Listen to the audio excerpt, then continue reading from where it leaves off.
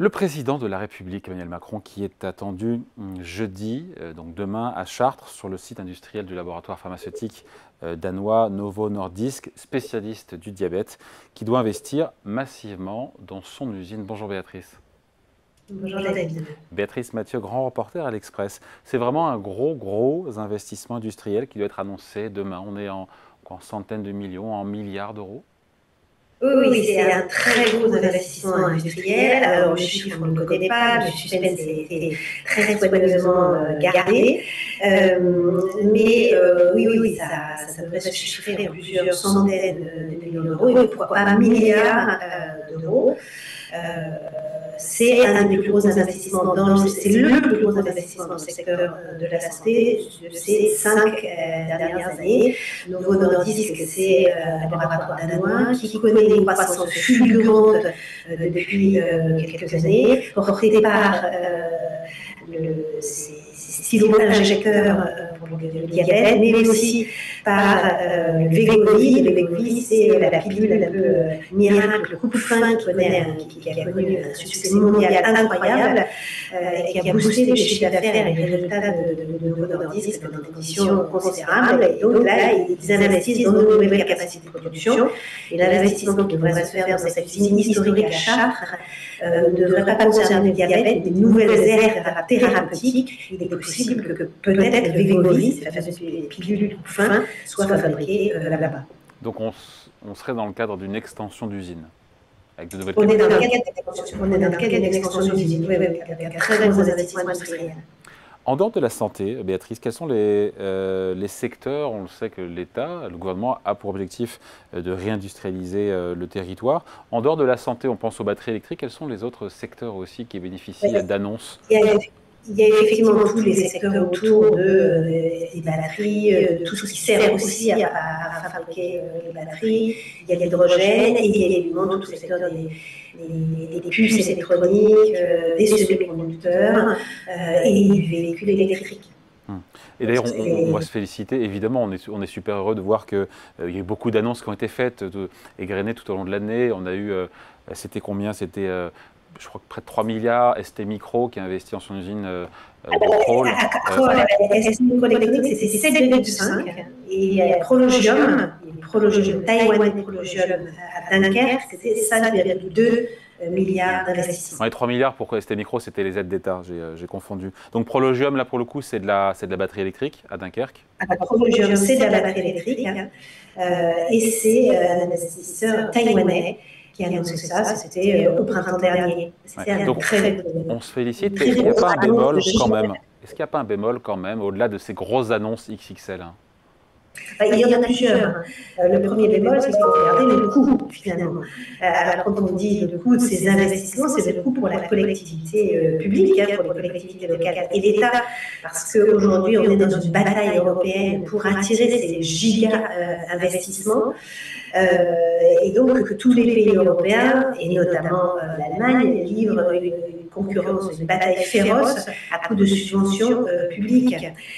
Et pour attirer, en fait, Prologium, je rappelle que c'était un investissement de 5,2 milliards d'euros, l'État français et les collectivités locales ont offert, en fait, quasiment 1,5 milliard de subventions publiques. Et alors, tous les pays, on pourrait s'en plaindre, mais tous les pays le font. On est vraiment dans une vraie concurrence sur ce sujet-là. Et quand on prend l'exemple du méga investissement d'Intel en Allemagne qui a été annoncé en juin dernier, c'était un investissement le plus gros qui a jamais été réalisé par une entreprise étrangère en Allemagne, 30 milliards d'euros. Eh bien, l'État allemand a donné 10 milliards de subventions publiques. Voilà, et on pourrait parler d'autres en Allemagne. Il y a eu, j'ai vu, la laboratoire pharmaceutique Eli Lilly aussi, avec des subventions derrière. Voilà. Parce qu'ils avaient raison, il y a cette compétition. Ce qui est assez drôle, c'est que Lilly est concurrent de Novo Nordisk sur les médicaments diabétiques. Voilà. Mais je lisais aussi que BYD, le constructeur chinois, s'est installé en Hongrie. Il y a eu des subventions là aussi. Il y a une guerre de subventions en Europe. Alors, l'annonce n'est pas encore officielle, l'installation n'est pas faite, mais c'est un des très gros investissements industrielle que l'on attend.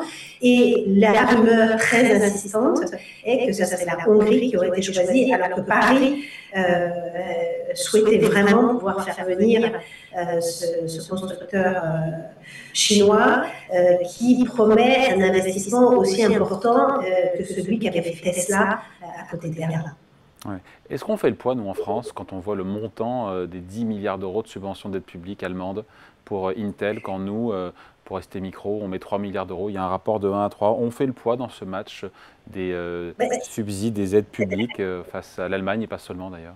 C'est le sujet en fait des aides publiques, hein, c'est qu'elles sont aujourd'hui, la Commission européenne lâche un peu la bride sur les aides publiques dans le cadre pour pouvoir concurrencer les rats américaines. Mais on voit bien que dans ce jeu-là, ceux qui ont des finances publiques, les pays qui ont des finances publiques plus solides, ont les moyens effectivement de mettre davantage sur la table. Alors, il n'y a pas que les subventions publiques qui jouent dans le choix en fait de ces multinationales étrangères. Il y a tout l'écosystème de sous-traitants, la disponibilité des fonciers qui joue aussi un rôle très très important. Mais c'est vrai que les largesses en termes d'argent public qui sont offerts par le pays, c'est toujours un élément discriminant dans les choix. Juste, Béatrice, en dehors de ces méga-usines, gigafactories annoncées en grande pompe, souvent avec un déplacement présidentiel, on s'en souvient, Emmanuel Macron était passé à Crolles, dans l'usine d'STMicro, là, ce jeudi à Chartres, sur le site industriel de Novo Nordisk. Est-ce que, encore une fois, pas encore une fois, mais est-ce que la réindustrialisation de nos territoires en France est aussi en marche à plus petite échelle? Ou est-ce que c'est là de la forêt?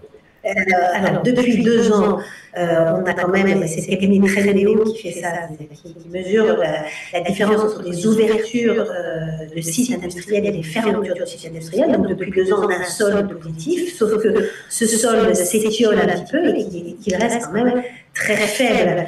Donc, la réindustrialisation, on en parle beaucoup. Il y a des prises de conscience au niveau de l'État qui est manifeste surtout depuis le Covid, en fait. Dans les faits, c'est quelque chose qui est très lent. On a dévalé les escaliers de la désindustrialisation pour remonter les marches, c'est très long. Et puis, il faut voir aussi qu'il y a des entreprises et des groupes qui jettent l'éponge parce que trop nombreux recours, des associations de riverains, des associations écologiques. Là, j'ai 2 exemples en tête.